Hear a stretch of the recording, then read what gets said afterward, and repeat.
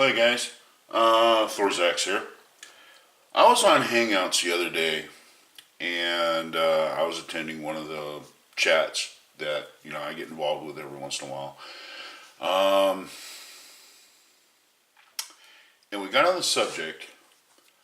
Now, this, by the way, if you wanted to see a shooting video or a gun video, this isn't the one. Okay, this actually has to do with Americana collectibilia.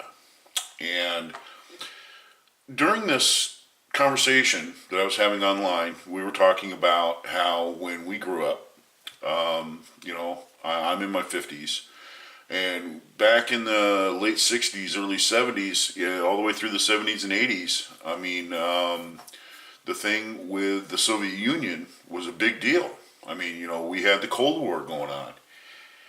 And anyway, we mentioned that there were some people that we knew in school, that sort of thing, that came from like East Germany, and I remember my parents, and they said don't talk to them.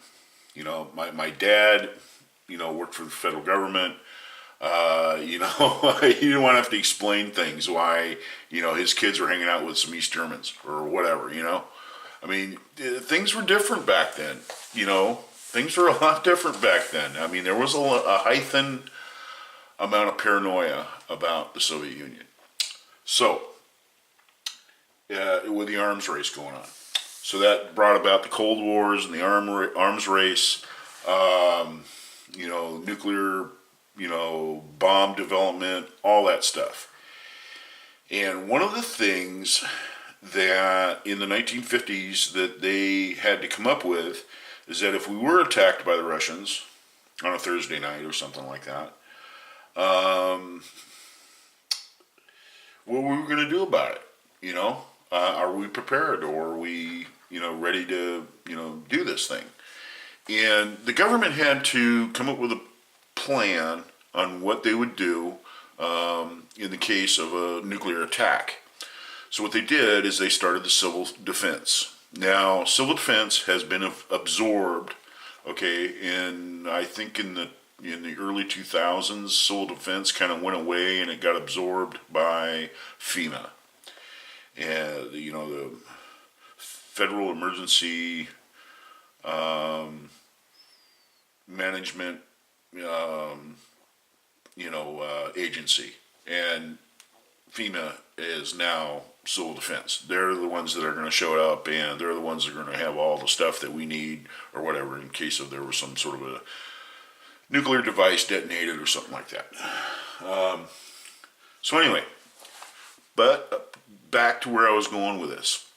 Americana collectibilia. Now, back in the early 2000s, I think it was Cheaper Than Dirt was running an ad, and for $49 you can buy the surplus radiation survey meters, okay?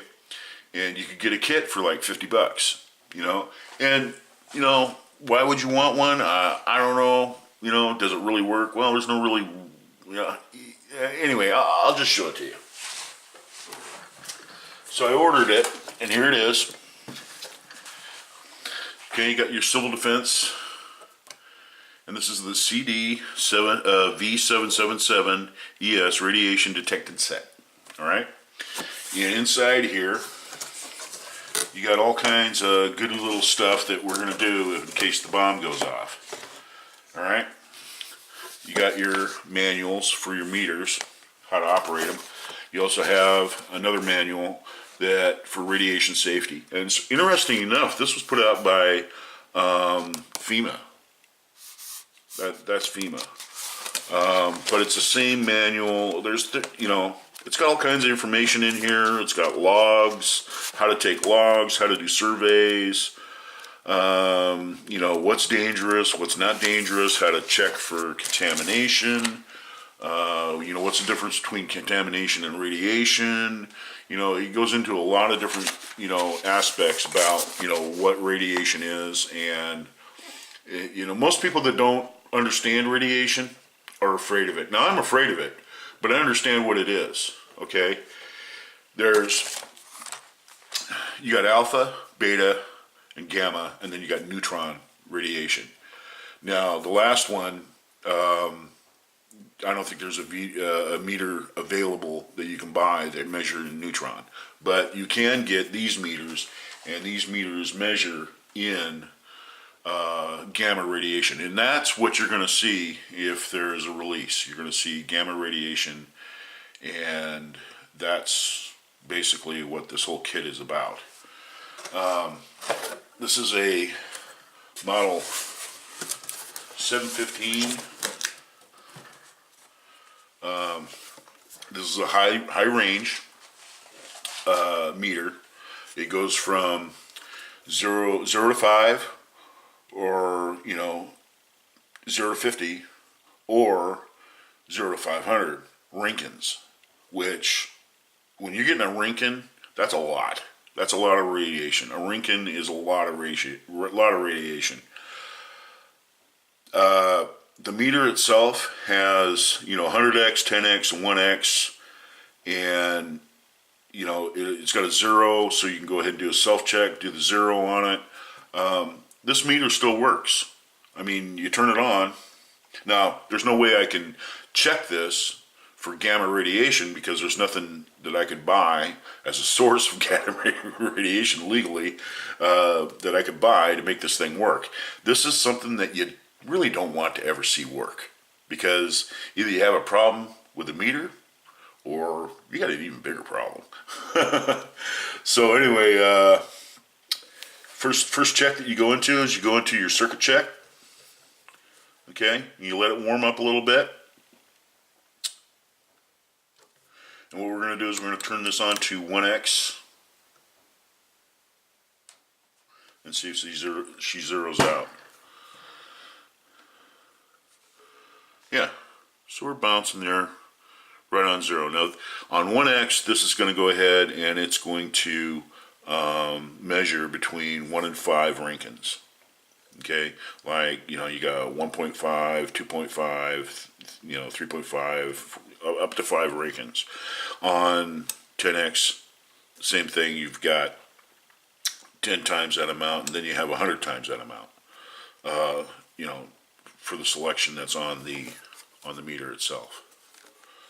So anyway, I'll turn that off. Like I said, this is something that you don't want to see to start working. Believe me, if, say for instance, you got wind, say like you live, in close proximity to a nuclear power plant or something like that, this might not be a bad idea to have one of these. I'm not trying to be a fearmonger or, being paranoid or anything like that, but I know the way things go down, okay?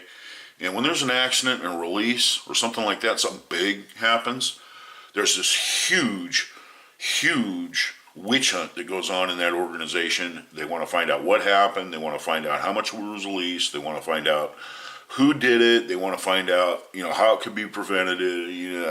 They go into this big long thing. Believe me, it's going to be a couple of weeks until you hear something that resembles the truth about what happened that night. So to me, if I got wind of something happening at a nuclear power plant, and I turn this thing on, and it's starting to register Rinkins, guess what I'm going to do? I'm going to get in the car. I'm going to throw this in the car. I'm going to get in the car, and I'm going to drive. And I'm going to go upwind. I'm going to get away from that place where I'm at. Get as far away from that place as you can, as soon as you can. Anyway, another piece of equipment it came with is your guider counter. Okay, the guider counter is this still works. Okay, it still registers. It still works. We'll put that back in here. And what this does is that you have a wand. All right, and inside that wand you have a ionization tube. Okay, and you open up the window like that. And this will pick up gamma radiation and beta radiation. Okay, and what you'll get is you'll get ticks on the meter, and you'll see the meter starting to move around. Now, if I turn this on right now, guess what? It's going to start working because we got natural cosmic stuff that's happening that's causing radiation. Little zoomies are flying around like, little lightning bolts bouncing around in the in the environment. Naturally, you can't do anything about it.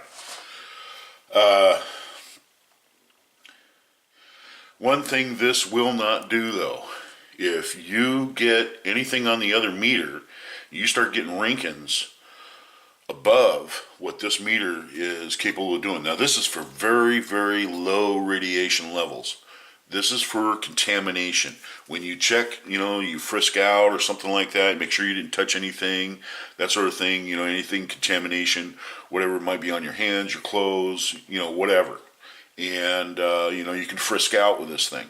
You can frisk other people out. You can frisk things out like your tools or whatever. Make sure that wasn't contaminated or whatever. You can pretty much frisk for contamination. But once you get up to the level that this will not, beyond the scope of what this is used for, say like something like this, your survey meter.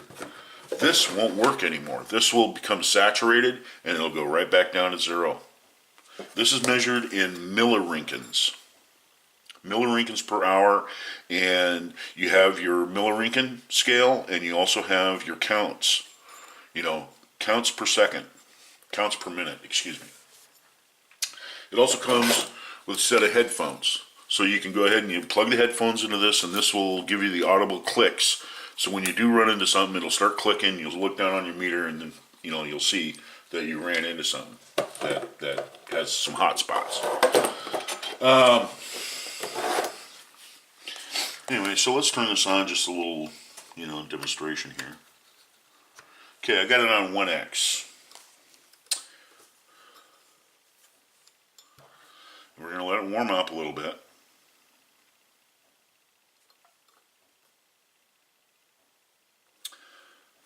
It'll drop back down to zero, just like that, okay? Every once in a while you'll get a tick. You'll get something that the little meter will jump. What? See? There you go. You're picking stuff up that's in the atmosphere that's just flying around. See? There you go. This is very low level. Believe me, there's nothing with this meter that you're going to measure that's going to harm you, okay?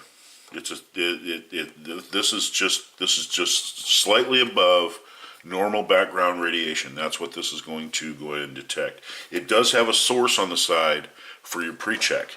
And what you do is you set it up for 10x, like that. And you let the meter settle back down. You want to take the probe away. And then what you want to do is you want to hold it up next to your source. Now there's a source of radium there. And when you get it next to that, there you go. You should get about 1.5 to 2 millirankins. We're up there about 1.5 or so. Like I said, this still works, So it's it's a functional piece of history, I guess. This runs off of 4 D-size batteries, which is kind of cool. I mean, just regular batteries you can buy at the store. You don't have to buy anything special for it. There's another thing too that's kind of cool about this. I'll open it up. This is all solid state. This is all solid state, construction. This is the way things used to be made. This is EM proofed. If there's an electromagnetic pulse, okay, it's not going to fry the electronics, okay? Unlike your computers, your cameras, anything that uses microcircuitry in it, that has little computer chips and stuff like that in it, if there's an EM pulse, you're probably running a big chance on that no longer working. It'll just fry those circuits. They're not able to handle an EM pulse. But these will. These meters will. Which is kind of cool,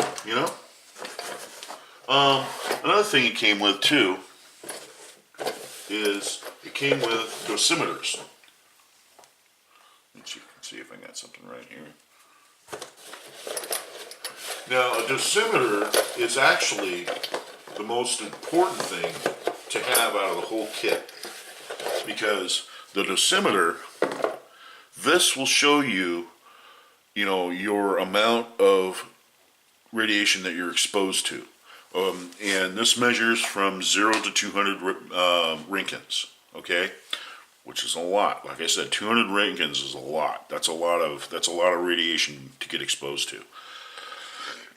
However, if, say, like for instance, you have your meter and you're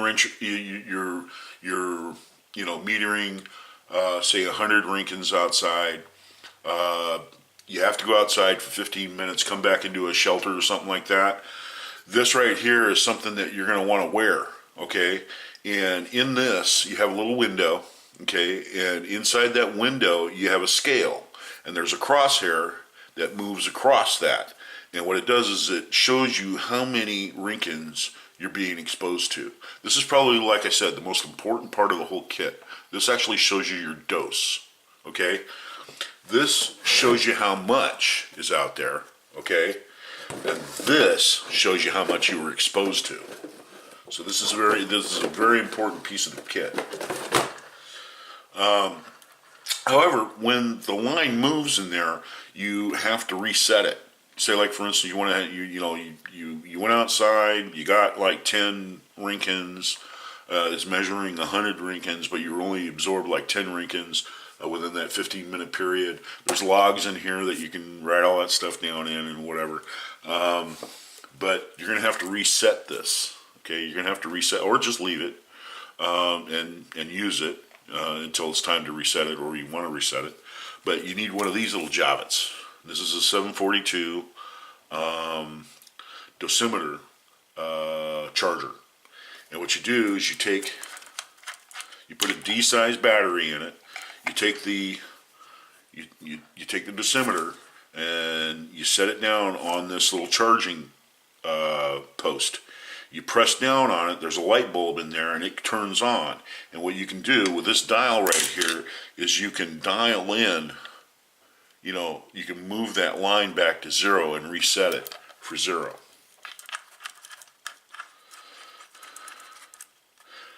I'm not a prepper. I'm not ready for the end of the world. I don't have a pallet of tuna fish sitting out in the garage. I'm not clutching my AK-47 waiting for the collapse of society or something like that.